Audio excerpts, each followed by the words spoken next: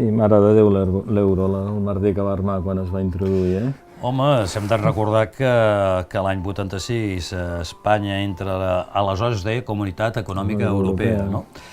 I participem entusiasmats perquè en el fons nosaltres Europa què era? Europa era la democràcia, era la llibertat, era poder comprar Playboy, era totes aquestes coses. Per tant, ens encantava Europa i ser europeus i ens hem beneficiat molt.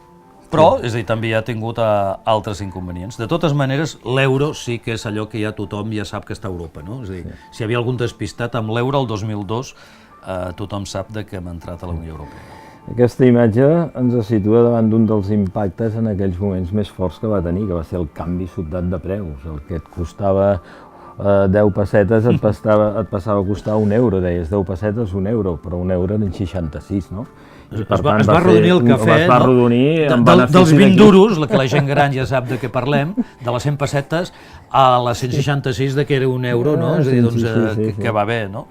I això va provocar aquest tipus d'inflació, va provocar un aprofitament per determinada gent, però sobretot, insisteixo, és dir, com i de quina manera la gent es va acostumar ja a la nova moneda. Van deixar 2 mesos de paral·lelisme entre la pesseta i l'euro i que gairebé la gent ja de seguida va deixar les pessetes i se'n va anar als euros i a veure com comptar. Pasqual Maragall deia és la regla del 6, sempre has de multiplicar per 6 i per tant tothom es va inventar el sistema per la qual havíem de canviar pessetes en euros.